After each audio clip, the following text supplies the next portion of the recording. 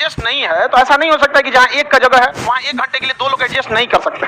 बात ये आपको करना ही नहीं चाहते आप लोग। अब वो लड़की भाई जब तक खड़ी रहेगी तब तक क्लास डिस्टर्ब होगा। लड़का सब कितना दिक्कत में बैठा रहता है, तो बेचारा को उसमें पैरों रखने का जगह नहीं और उधर कोना में अटा हुआ है।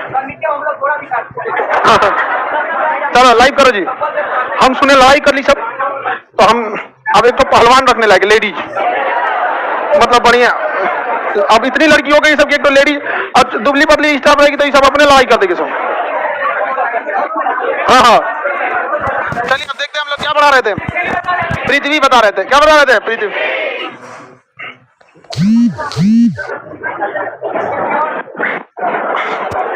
आगे बढ़े। पृथ्वी की आकृति कैसी है? जियोड। लाइव वाले लोग कल कट गया था, हम वहीं से अब स्टार्ट करते हैं, कल थोड़ा सा पहले ही कट गया था। ठीक है, पृथ्वी ऊबड़ खाबड़ है, उल्का पिंडी टाइप की है, इस तरह बड़ा साइज का, जहां तहां ऊपर नीचे ढचकल पचकल है। संगा के जैसे हम लोग का थूथूर है, गोल थोड़ी है। ये नाक ऐसे उठा है, आंख धंसा है, इसे माथा है, तो अब वैसे ही पृथ्वी है। इसको तिब्बत का पठार समझिए, इसे हिमालय समझिए, ये मरियाना की खाई नहीं समझ, सवाना घास का मैदान, ये सब क्या है? सब सवाना घास का मैदान, ये अमेजोन के जंगल, समझ में आ रहा है कि नहीं? हाँ, इधर मरुस्थली क्षेत्र। तो जैसे पृथ्वी जो है ना जिगर है कंदरा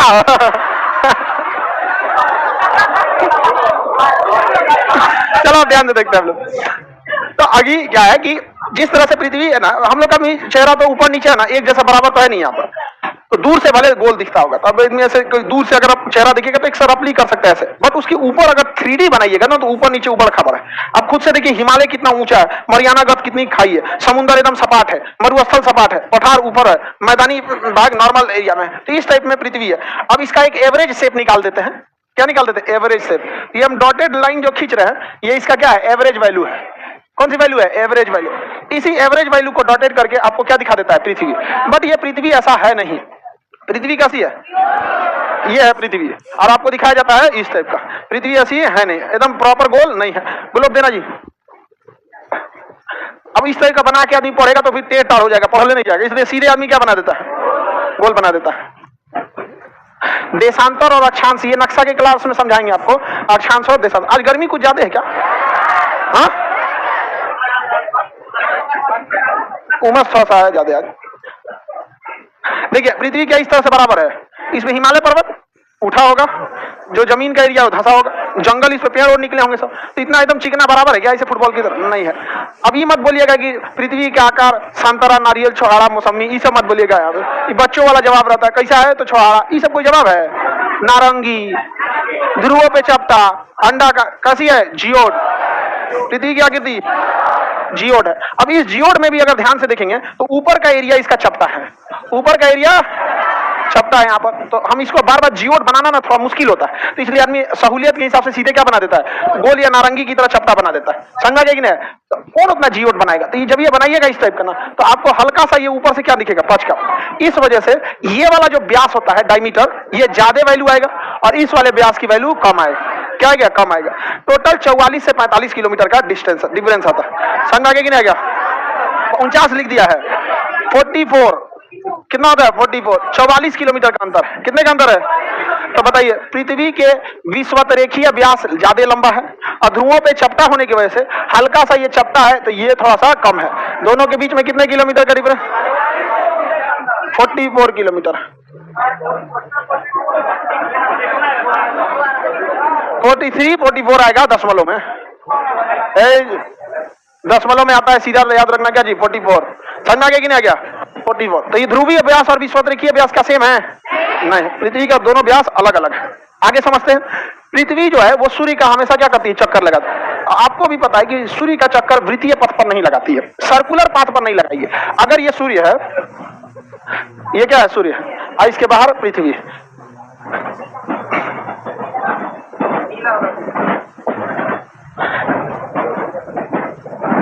ये सूर्य, पृथ्वी इसका क्या कर रही है? चक्कर लगा। अगर ये सर्कुलर पाथ पर चक्कर लगाती तो डिस्टेंस हमेशा सेम रहता। सर्कुलर पाथ पर चक्कर लगाती तो क्या रहता? डिस्टेंस सेम रहता। लेकिन ये सर्कुलर पाथ पे तो लगाती नहीं है। तो बहुत पहले टालमी नामक एक विद्वान आया था, ये बैल था ससुरा। क्या नाम था? टालमी। तालमी, ये कहता है ना कि सूर्य चक्कर लगाता है। ले, ये तो अजब लोल वाला बात कहा। सारे लोग तालमी को वैज्ञानिक समझ गए, तालमी बाबा की जय, तालमी विद्वान हो गया। तब उसके बाद आया कॉपरनिकस। कौन आया? कॉपरनिकस। कॉपरनिकस ने कहा कि टालमी झूठ बोल रहा है, टालमी झूठ बोल, सूर्य चक्कर नहीं लगाता है, चक्कर कौन लगाती है? पृथ्वी। टालमी झूठ बोल रहा है, समझ में आ गया कि नहीं? तो पृथ्वी सूर्य का चक्कर लगाती है, किसने बोला? कॉपरनिकस। किसने? कॉपरनिकस। अगला आया केपलर। केपलर इसने कहा कि केवल पृथ्वी नहीं, सभी ग्रह चक्कर लगाते हैं। सभी के सभी ग्रह किसका चक्कर लगाते? सूर्य। किसका चक्कर लगाएंगे? सूर्य। सभी के सभी ग्रह सूर्य का क्या करते हैं? चक्कर लगाते हैं। किसने बोला? किसने बोला?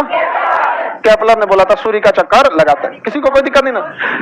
एक लड़का आया कह रहा है कि सर कॉपरनिकस का ही तो ग्रीक में नाम केपलर है। भाई ओकरा कौन पढ़ाया था? ये अजब कंसेप्ट हम क्या बता सकते हैं, दोनों अलग अलग हैं सर। गैलीलियो आया, कौन आया? गैलीलियो। गैलीलियो ने आया, दूरदर्शी बनाया और इन सारे सिद्धांतों को क्या कर दिया? सिद्ध कर दिया। क्या कर दिया? सिद्ध कर। और इसी ने प्रूफ किया कि ग्रह कैसे होते हैं? गोल आकार में। हालांकि होते जियोड है, बट दूर से देखिएगा तो कैसे लगेंगे? गोल। तो ग्रह को गोल, पृथ्वी को गोल जो था, इसे प्रूफ किसने किया? किसने? गैलीलियो ने प्रूफ किया। आगे बढ़ गया, किसी को कोई दिक्कत नहीं है? तो बताइए टालमी ने क्या बोला? क्या सूर्य पृथ्वी का चक्कर लगाता?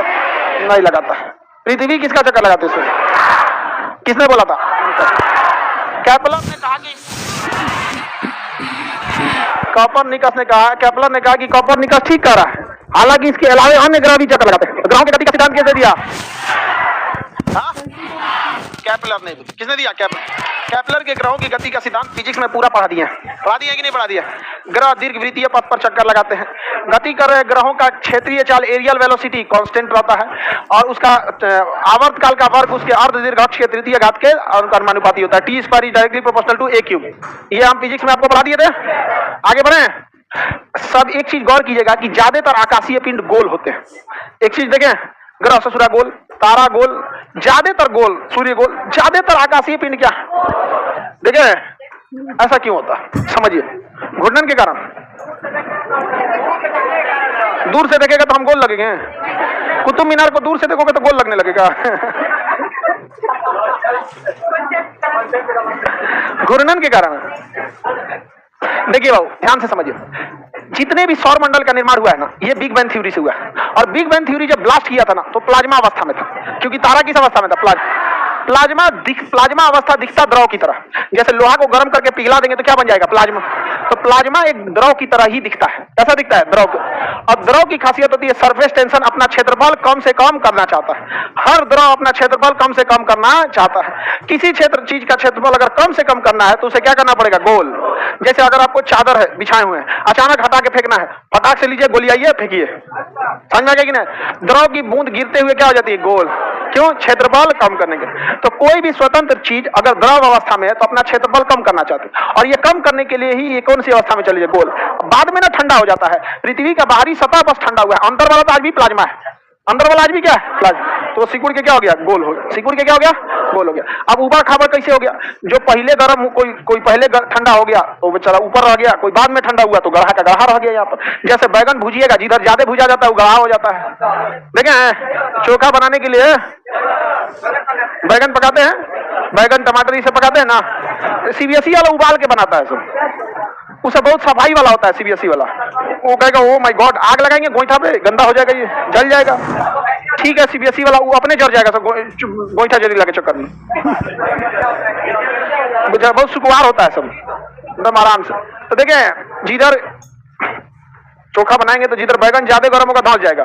तो वही जब घूर्णन कर रहा था पृथ्वी, तो एक साथ तो घूर्णन का गोल हो गया। जिस साइड का पहले ठंडा हुआ वो तो सॉलिड हो गया, उठ गया। जिस साइड का अभी ठंडा होने में टाइम लग गया वो अभी लिक्विड अवस्था में रखा था, तो जो सॉलिड था वो ऊपर उठ गया, धीरे धीरे क्या हो गया? गड्ढा होने लगा। और वो जब एकदम ठंडा हुए तो धीरे धीरे यहाँ रिएक्शन हुआ। आगे जब हम आपको ज्योग्राफी में पढ़ाएंगे कि जीव जंतु कैसे आए थे, एरा कल्प, ये सब तब आपको पढ़ाने पड़ेगा। डायनासोर वगैरह कैसे आए थे सब, पहले मुर्गी आएगी, पहले अंडा।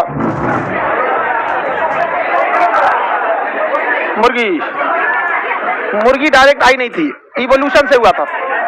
इवोल्यूशन मतलब एक जानवर से दूसरे जानवर का निर्माण। जैसे हम लोग डायरेक्ट आदमी तो थे नहीं, बंदर, कपी, बंदर, क्रोमेगनान, धीरे धीरे धीरे धीरे क्रमिक विकास हुआ और हमारा शेपे साइज बदल गया। समझ में आ गया कि नहीं?